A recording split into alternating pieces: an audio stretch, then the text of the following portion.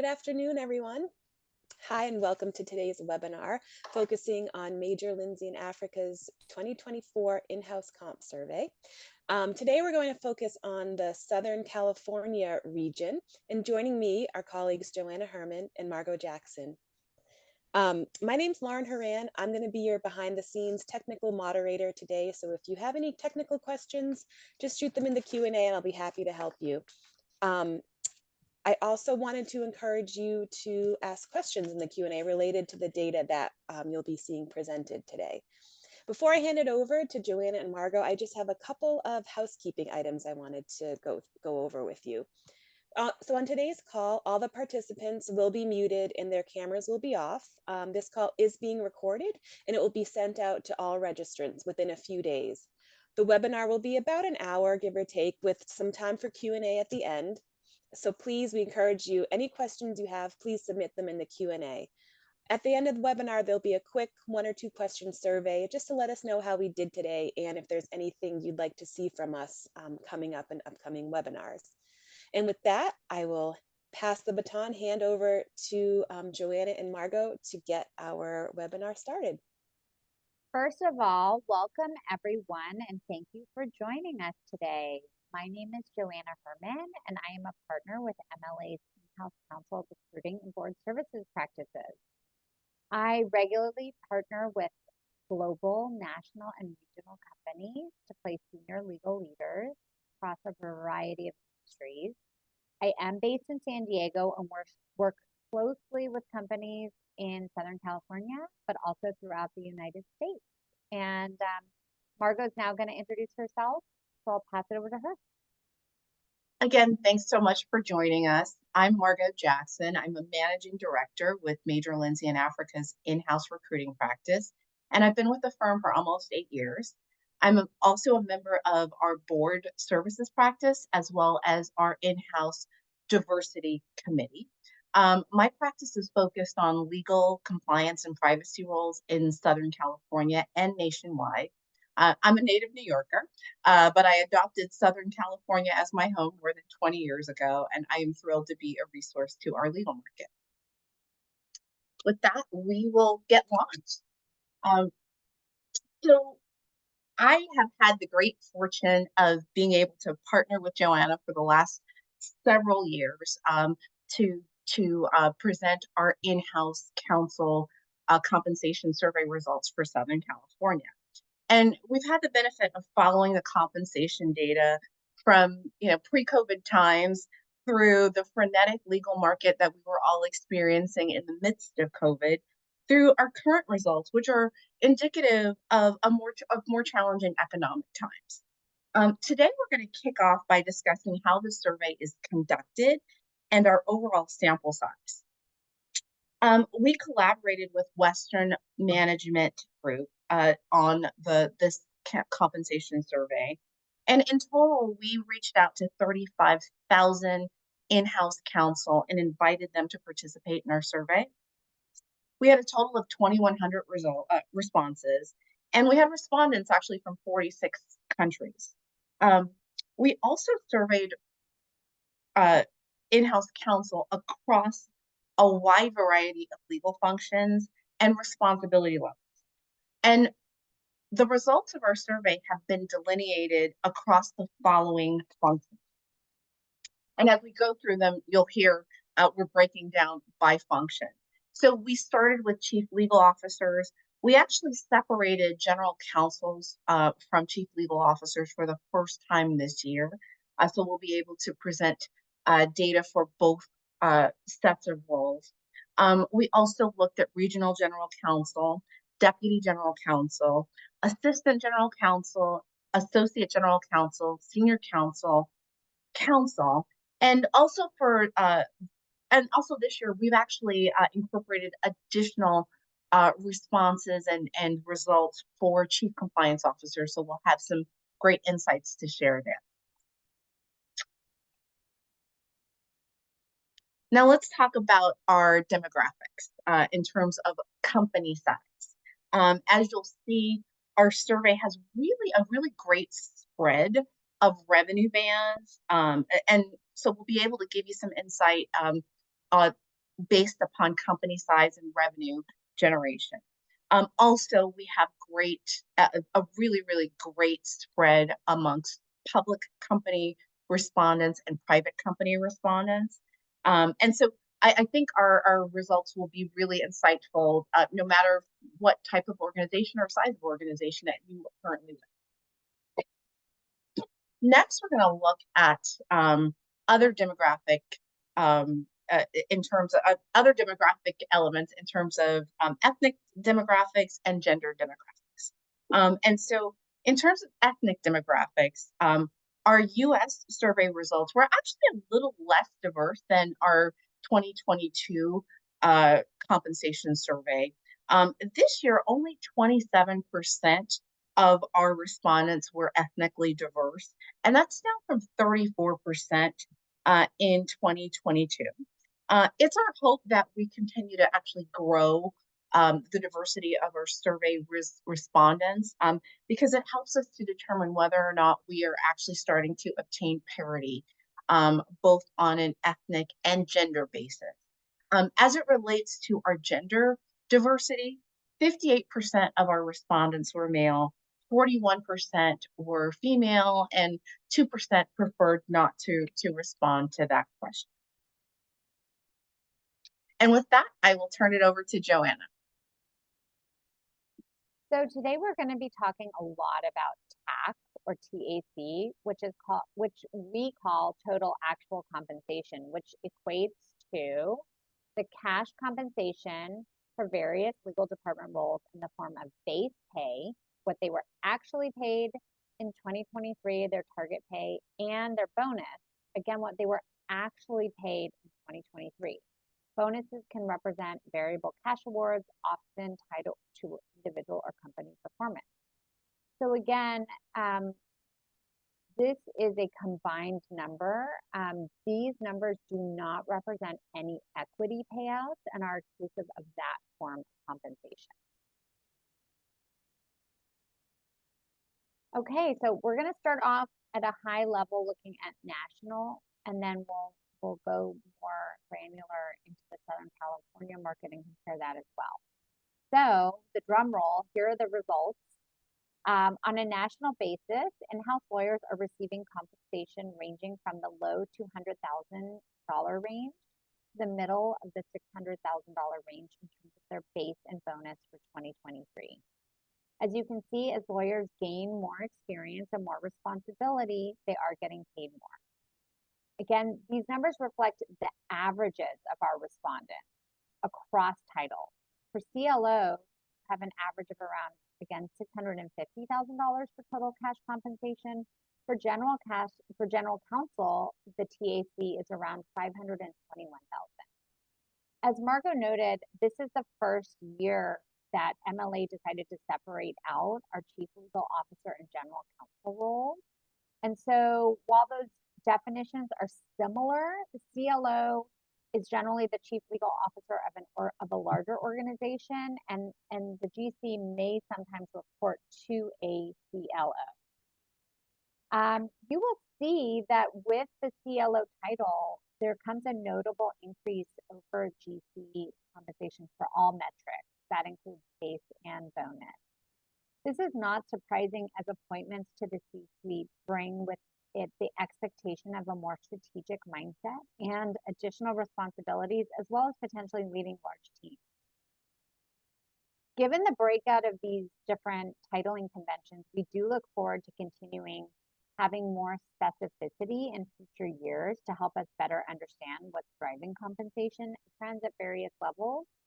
Today, in order to compare prior years, you will see that we will combine CLO and GC compensation trends from previous years to allow us to do that. I do want to highlight a few trends for you. As Margot noted, the past few years have been quite challenging market. Number one would be market economic instability, inflation, challenges with interest rates being higher than in years past. Also geopolitical instability in the Middle East and in Europe. And we feel that some of this uncertainty is driving more conservative decisions around compensation and hiring. But overall, what's showing up in our compensation survey is that we are seeing stability in base pay in between our two surveys, which you'll see in a second. We are also seeing that variable compensation is being used in a very strategic manner to control compensation. And while these numbers represent stability, there are still opportunities in high performing industries and particularly in public company roles. And this data overall will show that the legal profession is adaptable to economic fluctuations. So now we're going to look at the next slide, looking at a comparison to our data from 2021. So the top lighter blue line represents 2021 TAC, and the darker blue line represents 2023 TAC. So among in-house counsel roles in the United States, TAC really has stabilized or dropped among GC-CLO, as you can see. Among other roles, other than the counsel role, compensation has increased slightly. So from 2021 to 2023, the average TAC for US CLOs and GCs combined dropped by 1%. Regional and country GCs within the US, as well as deputy general counsels and associate GCs combined, did see a modest increase of around 4%, though not keeping up with inflation. Senior counsel and assistant GCs combined saw relatively no movement at all. However, counsel in the US saw a troubling 26% drop in cash compensation. As we discussed previously, this was the first year that we separated out a number of our AGC senior counsel and counsel roles. And so I do wonder if that might reflect change in comp from 2021 to 2023 for the counsel role, the most junior role that we track, as we may have been getting some more senior attorneys responding in that category. Many of you will ask, why have we seen a drop from 2021 to 2023 at the highest level? 2021 represented one of the hottest hiring markets we've ever seen. Many companies were using compensation to attract talent and retain talent through variable compensation, and those were mostly bonuses, whether they be annual, retention, or sign-on. And as you'll see in the next slide, variable compensation in 2023 is what has really changed in our 2023 survey results. So going to the next slide, when we look at this slide shows CLO and GC data combined year over year in the different categories of base pay and actual prior year bonus to allow us to fully compare the categories. What we are seeing here is a slight decline overall year over year, driven by a drop in variable compensation. The drop for CLO GCs was driven almost entirely by bonus, which makes sense given the economic trends of the past couple of years. While base pay increased 4% over the 2 years for CLOs and GCs in the US as a group, the 2023 actual bonus paid dropped to 10% since 2021. However, this did even out to a statistically negligible decrease for 2024 bonus targets compared to 2022. So what we're really seeing is that base pay has been stable. Despite these economic challenges, base pay for GCs and CLOs has remained stable with a slight increase. And this demonstrates continued value placed on top legal talent. And the decrease in bonuses does reflect companies' ability to adjust total variable compensation in response to economic conditions without impacting base salary. The survey period did coincide with unprecedented inflation rates, so that is of note. And our data does show significant variations across industries. You will see different sectors, when Margot will talk about it a little bit later, where GC CLO compensation has remained strong or even increased. One thing to note is that overall, this data does not necessarily reflect some very high and aggressive compensation packages we are currently seeing of late for GC and CLO candidates. And what this means to us is that companies are still actively pursuing strong candidates in the market and will pay for a high level of talent.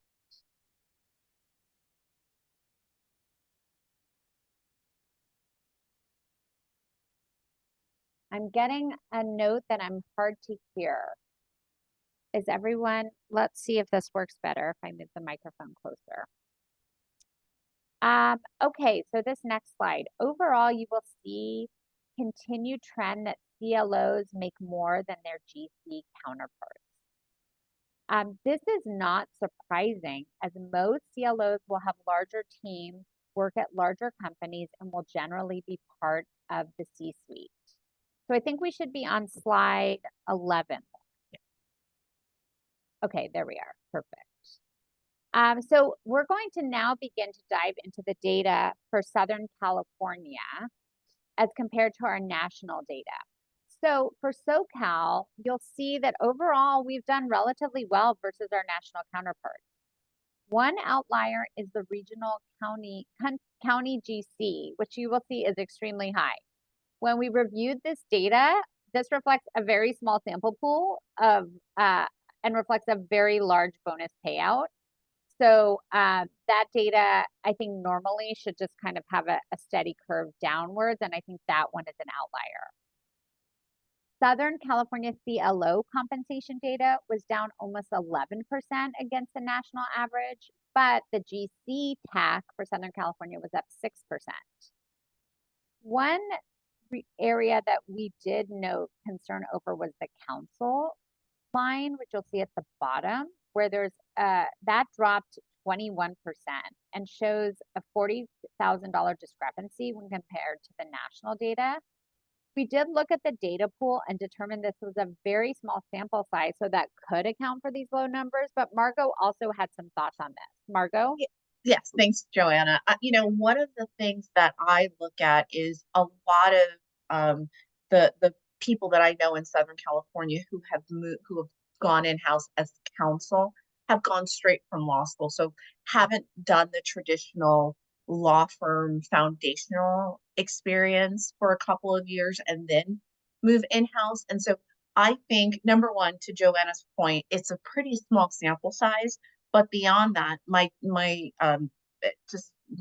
belief is the folks who've responded are likely a little bit more junior, who are in the council. So they may be, 2 or 3 years out of law school, and that's a traditional path that I'm seeing for folks who are at the council level in-house in Southern California.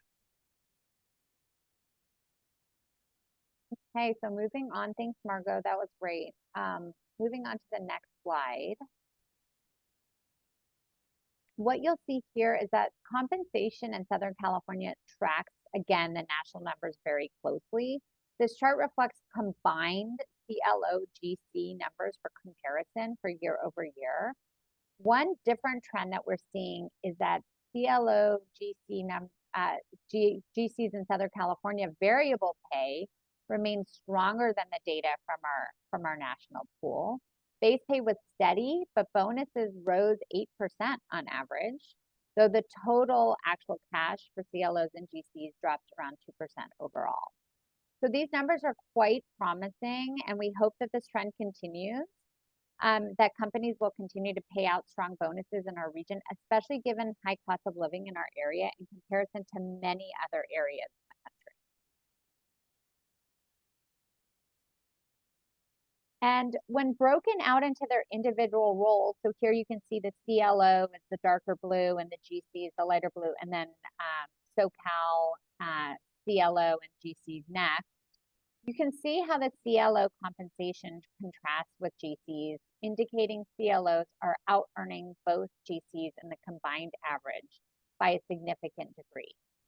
2023 was 22% higher for CLOs than GCs nationally.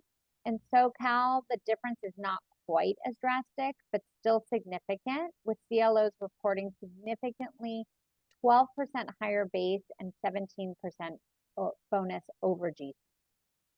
There's only a 5% difference in total actual compensation between roles in Southern California, but that's because Southern California GCs and CLOs were somewhat lazier than any other geography in reporting their bonuses. So please, next time you complete the survey, complete everything so that we can get more better data.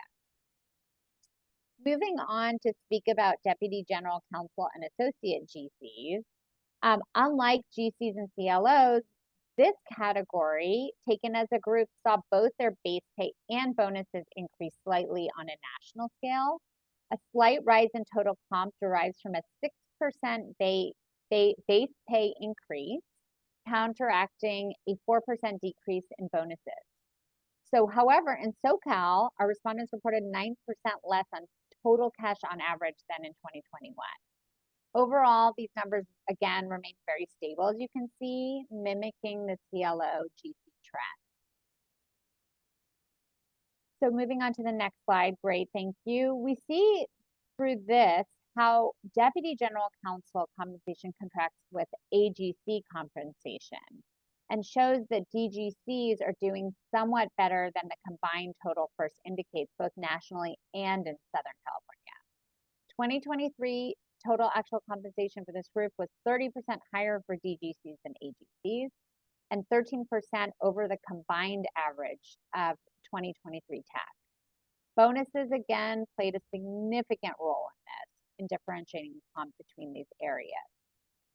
We did find it surprising that the Deputy General Counsel national average bonus was significantly higher than the Southern California bonus.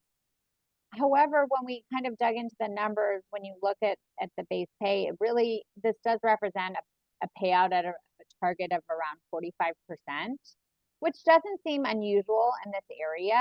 It could be that some of the national ranges were higher or paid out at a higher than 100% target bonus if they outperform the goals. So when comparing these two groups, though, it's not surprising that deputies are making more than their associate counterparts. A lot of times, Deputy General Counsel will generally have some direct reports, which means managing a team. They're generally handling broader, more generalist roles. They're more savvy about compensation, and so they can negotiate better for that. And many times, these are roles that are used as succession planning tools.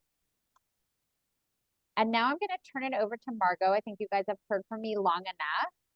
And she's going to share some more about the pay balance by role.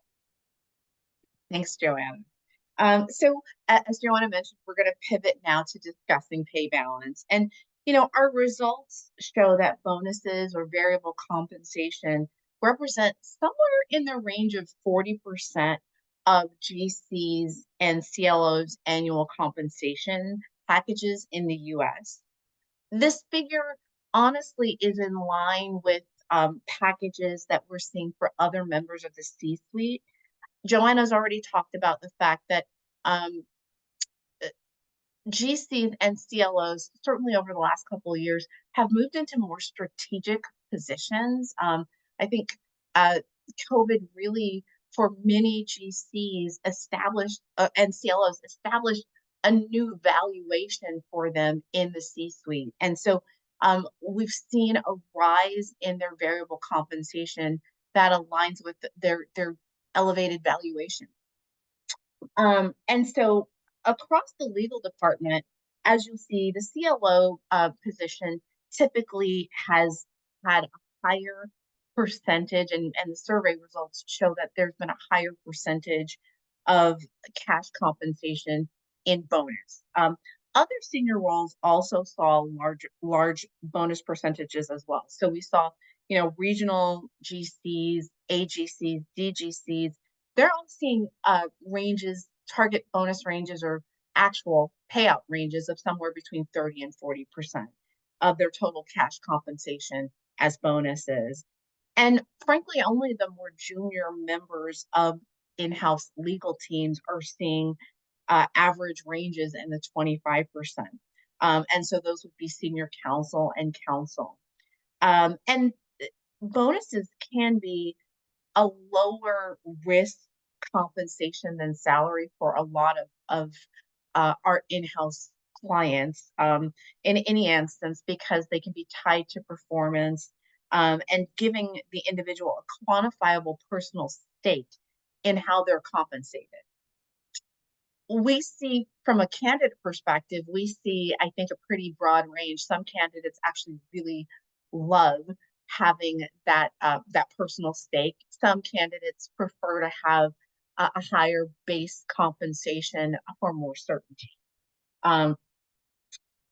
CCOs, on average, actually, if we're gonna, and we did talk about the fact that we're gonna talk a little bit more about CCOs this year.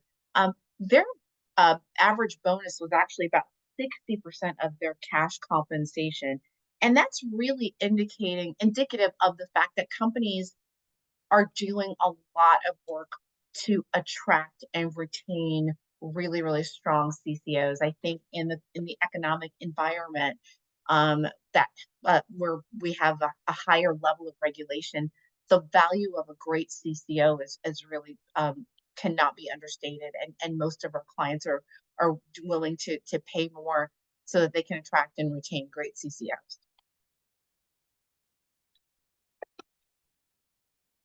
From a national perspective, in terms of average TAC by company revenue, you'll see that there was a decline in TAC between our 2021 results and our current results among companies with revenues under $5 billion and also with revenue over $10 billion. This, we're again, this is a for us, because this is a new result, we're trying to surmise what is driving this. It could be just general economic challenges. It could be difficulty in capital raising. Honestly, the only group of companies that showed an increase in TAC was companies that have a revenue of between $5 and $10 billion. So again, this is something we'll be watching long term to see if this is just a long term trajectory or if this is an outlying result.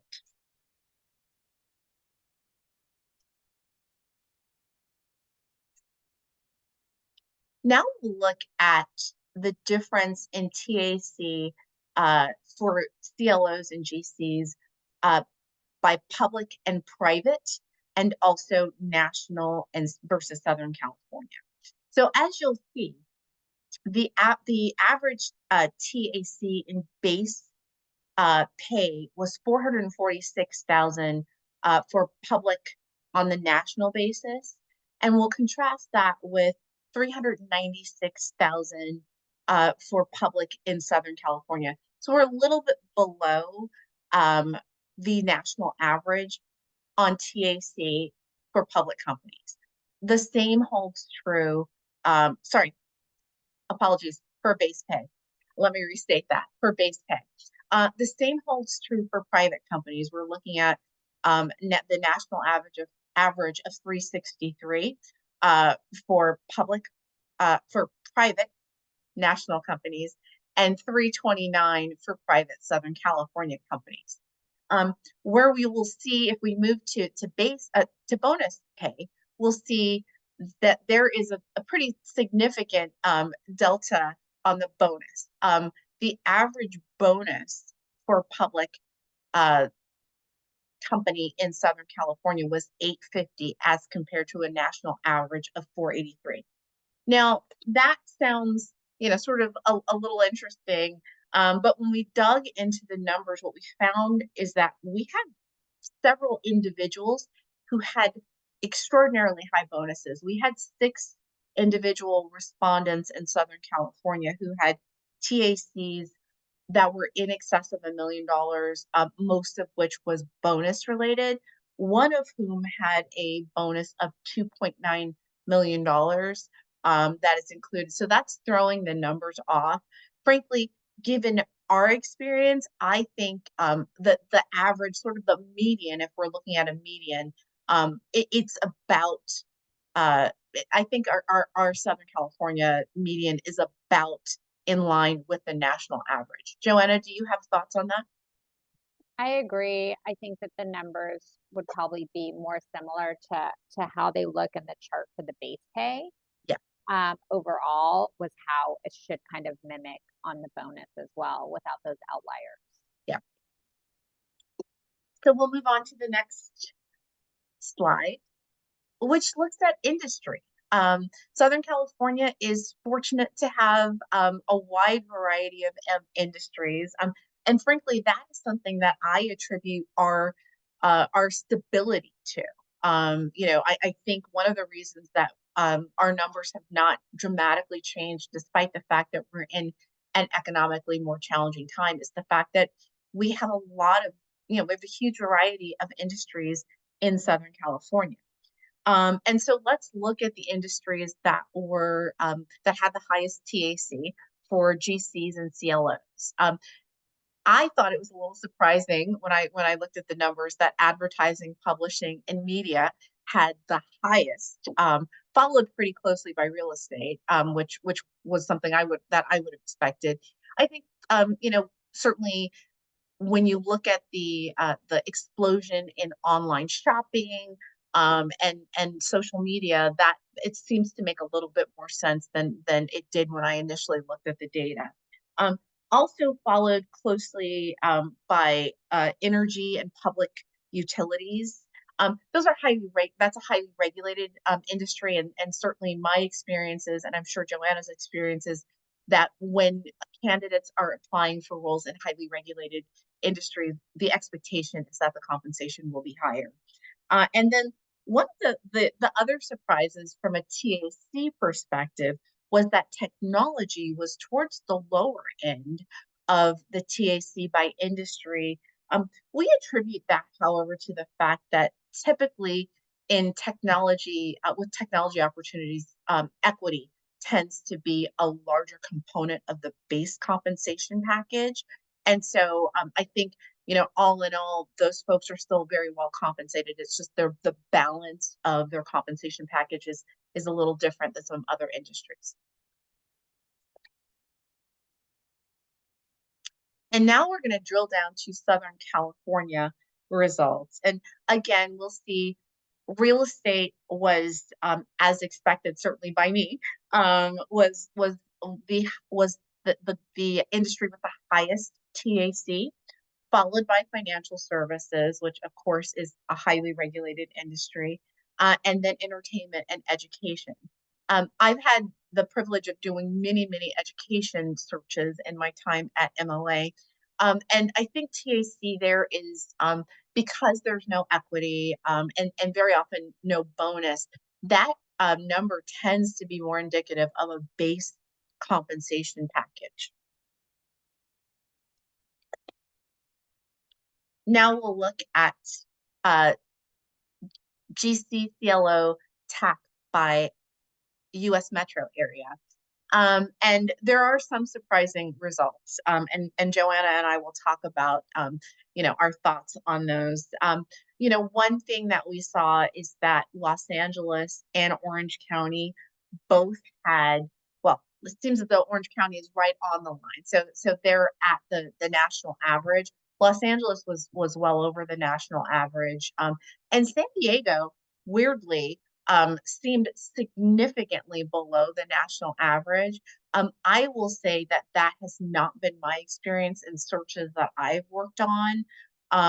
It may be attributable to some of the difficulties tech companies have had raising funds. I'll turn it over to Joanna for a second because she sits in San Diego, and I'd love to hear her thoughts on that. I agree. These numbers do not represent what we're seeing in the market. I do think that some of the companies here in San Diego, whether it be tech or biotech or life sciences, it has been a challenging couple of years for some of those industries. And so perhaps this is reflecting a lack of bonus payouts in those industries. I agree. I think that's likely the issue. But that said, I think it will be very interesting to return to our next survey results and see if the trend continues. I hope not. Other things that I thought were really interesting was that Miami and Fort Lauderdale actually had the highest TAC in the country. I would have expected New York to beat Miami and Fort Lauderdale, but I think it's sort of the industries that are most prevalent in Miami and Fort Lauderdale. Other metro areas that underperformed would be Boston and Chicago. These are places we'll continue to look at, and hopefully 2 years from now we'll have more accurate long-term data.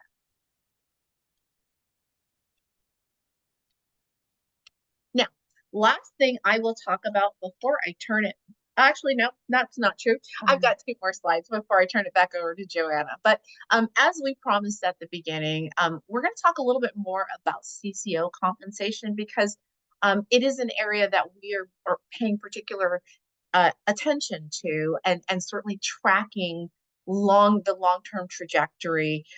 One thing you'll see is that the trajectory is definitely upward. On a national basis in 2021, the average CCO TAC was $430,000. I certainly in my practice have had an upsurge in CCO searches. I know Joanna has as well. And so in our most recent survey results in 2023, the average TAC for Southern California CCOs is actually 580,000. So I think on a national basis and also on a Southern California basis, we are seeing an increase in demand for great CCO candidates and and and and an alignment of compensation because of the demand.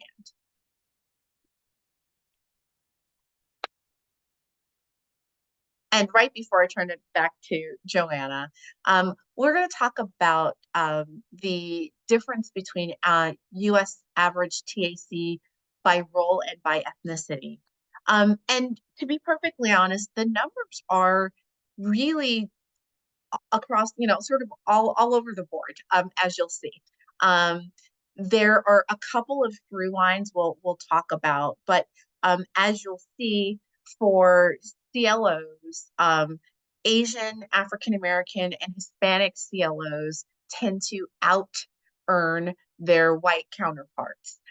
For almost every other role, however, there's a pretty significant delta. If you look at regional general counsels, for example, there's a tremendous delta between our white respondents and diverse respondents. And these are, as I mentioned, these numbers are across the board. We'll continue to track them, hoping that we move towards parity. But I will also make a plug for the next time you get that request from us to complete the survey, please do. The more numbers we have, the more respondents we have, certainly the cleaner our numbers get. I think these numbers are definitely sort of telling a story, which is that candidates who are diverse are not yet at parity and hopefully moving towards parity. But again, we'll continue to track these numbers and we will update them. And with that, I'll turn it back over to Joanna. And at this point, we have a couple more slides, but please put any questions that you have in the chat. We're going to be moving after this little bit to Q&A, so feel free to put your questions in there and we will get to them. I saw that there was a couple already. So let's talk now about gender. And the numbers are not great, as you will see throughout this chart.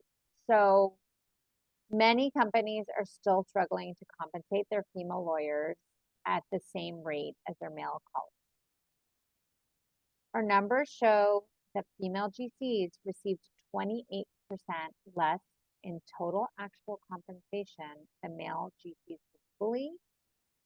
There were a few bright spots in those responses. You can see the C-suite in particular is looking at a 4% increase for CLOs, for regional GCs, and for chief compliance officers. But other than that, it's not, not very positive in terms of the change. Bonuses continue to be a key factor in this disparity. So while male GCs receive base pay that's only 15% higher than female globally, male GCs made 43% more than women in actual bonus income. And those same male target bonuses for 2024 are 46% higher than those for their female counterparts. So this trend is definitely upsetting, and we hope to shed light on this continuing disparity in our practice, we try to do it. I think that there's a lot of laws that are out there now, including wage transparency laws that are helping. But unfortunately, not enough progress is being made in this area. And so the more light we can shed on it, we will. So we will always discuss this. Last but not least, we're going to go to our final slide where we actually look at compensation trends from 2019 through 2023. We did a presentation survey in 2019, 2021, and 2023. And so this data shows kind of the trends. And what you will see is that there are overall trends of positive growth. Although you will see the stability on most of those lines between the 2021 and 2023. We hope that these numbers continue to grow for all of your sake moving forward. We hope that bonuses will start, paying out either at target or above target, and that by the time the 2025-2026 survey rolls around, we can show another line that's, upwards and all to the right of all of these. But again, as Margaret said, our data is only as good as those who participate in the surveys. So the more people that respond, the better data we will have. So please make sure to participate the next time around. And I'm going to pass this over to Lauren now. I know that there's some questions here that we can start with, which the first one was whether you've looked at stock options and grants. And yes, we have looked at that. This is the second year where we've kind of started to look at that data. And there is data in the report about it. So you can scan the little QR code here and download the report. And there should be some information in there at the end on equity, I believe.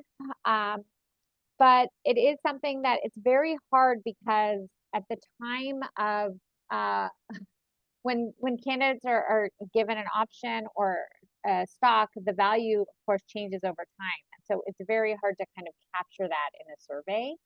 And then I'm going to respond to this, and then I'll turn it over to Margot to add to that. But the second part of the question was, have you looked at SEC filings in addition to self-reporting?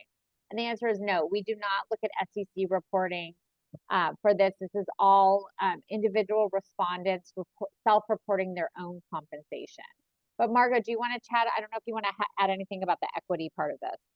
No, I think the only thing I'd like to add, Joanna, because I think you gave a great response. I think the only thing I'd like to add is from a negotiation perspective, certainly when you are moving into a new role, that tends to be the area where we see the most flexibility.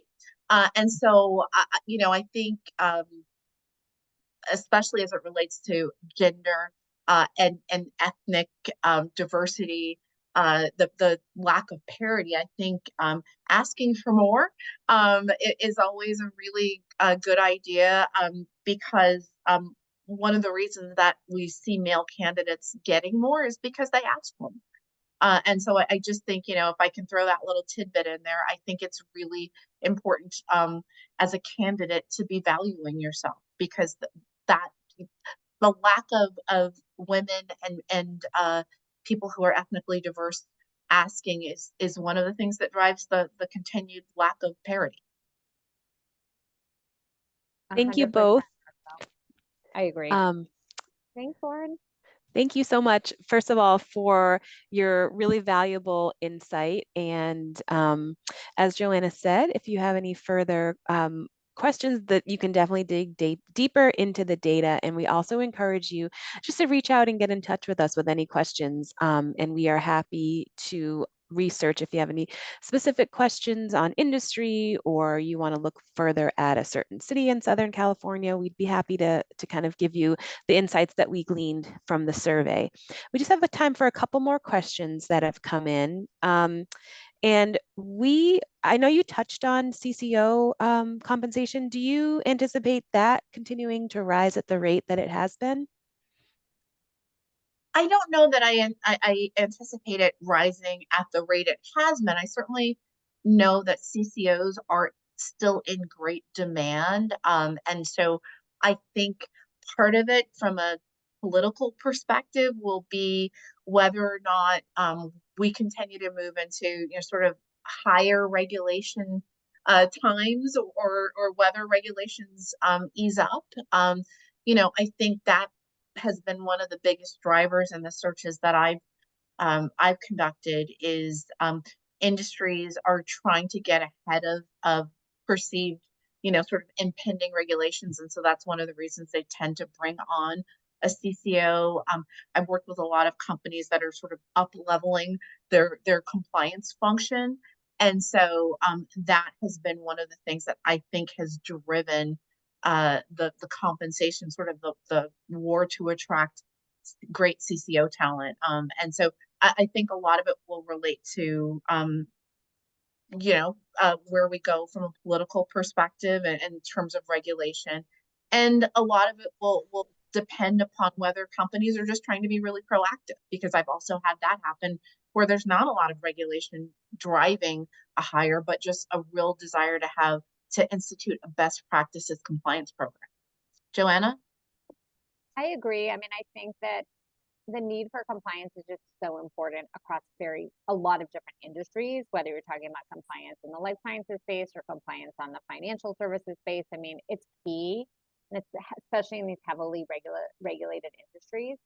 And I think that the increase that we've seen is indicative of that change. I don't think it's going to continue to keep doubling or going up at such a high rate. I think that I think the level of candidates also in that pool has increased, and so I think you're seeing compensation reflecting their compensation expectations. Thank you.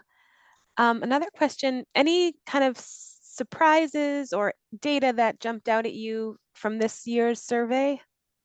I mean, I'll start. I think you all heard it in my voice. The the gender data was surprising that it is not continuing to get better, even with all these laws that we're trying that a lot of states have put in place on the transparency laws and other things. And so it is frustrating to see the gender gap, as well as, I mean, Margot can talk more, but the diversity gap. Now, Southern California, I mean, look, our diversity numbers are not as high as other places in the rest of the country. So I don't, I don't know if it's much of a challenge here, but we want everyone wants diversity, and I do think that maybe some of the pushback on DE&I of late, maybe that's challenging some of those numbers as well. But this is Margot's specialty, so I'll turn it over to her. No, I think you hit the nail on the head. I think I'm hopeful that the long-term trend is positive. I think we saw a nice sort of bump up from a gender perspective and from an ethnicity perspective in our last survey over the prior one, and that was just as the salary laws, the salary transparency laws were coming into existence or just being implemented. So we did see sort of a corresponding bump up. As I recall last go around, I think the fact that the market has slowed has probably just sort of taken some of the wind out of the sails of that movement. But I think I'm hopeful that we are, soon to have a much faster warming market, and I think that with that is always the drive for more diversity. And so I think to attract women and candidates who are diverse, companies tend to have better pay packages, more attractive pay packages, and so I think over the long haul, I am still hopeful that we move towards parity. I think as we all are. Yeah, thank you for that answer. We had another question just come in. Do you have any data for patent lawyers? Joanna, do you have any insight on this? So when we did the survey, we did not break it out, as I understand, or at least the results that we have are not based on specialties. So whether it's an SEC lawyer, IT attorney, or other things like that we have in the report. So we really just broke it down into the categories based on years of experience to put yourself in that band. Thank you. And one final question to wrap it up. And I know you touched on trends as far as diversity and gender parity. When we put out our survey in 2026, do you have any other ideas of what that will look like? Maybe regards to, the variable pay versus base pay. What are your thoughts for the kind of trends coming up in comp?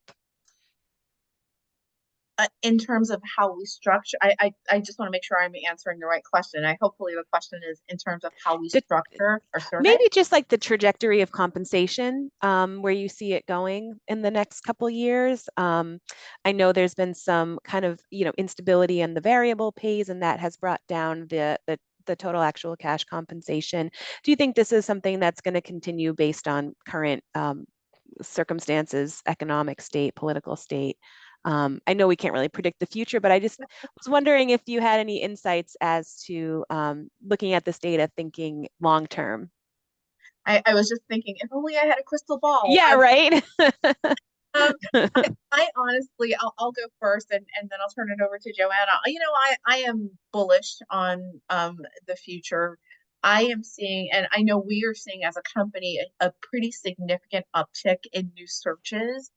And I think that is just because a lot of companies have sort of held off on making hires and really sort of taken a much more conservative approach over the last year or so.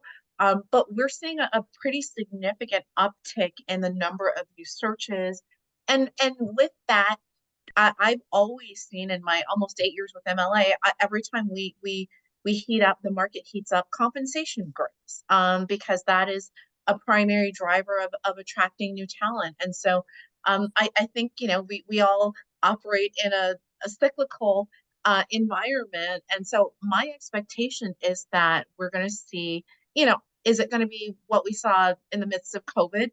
Probably not, but is it going to be a very healthy legal market? I absolutely think so. Joanna?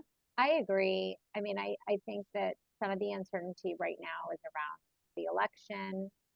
That'll be resolved in a couple months. I do think that with um, federal interest, mortgage rates, and other rates potentially coming down, I think there'll be potentially more money available to companies that are struggling to finance. So I think that as things kind of turn around, I do think that hopefully we'll see trends towards more of an increase versus stability in the future. I do agree with Margot 100%. Compensation is one of the tools. There's very few tools that you get to recruit candidates away from a job that they're happy in. And compensation is one of them. And so if you really want to attract and retain the best talent, compensation is a lever that many companies are going to have to start pulling and looking at as they're looking at both, again, attracting but also retaining talent Absolutely. in their offices. And with that, we're almost at the top of the hour. So again, I want to thank Joanna and Margot and our colleague Brian O'Leary behind the scenes, who pulled and analyzed all of the data from our survey. It's been a real team effort. And thank you all for joining us today. We hope you got some good information. And again, we encourage you to reach out with any further questions and take a look at the survey, because it dives deeper into a lot of the data that we touched upon today. Thank you so much, and have a great rest of your day. Thanks.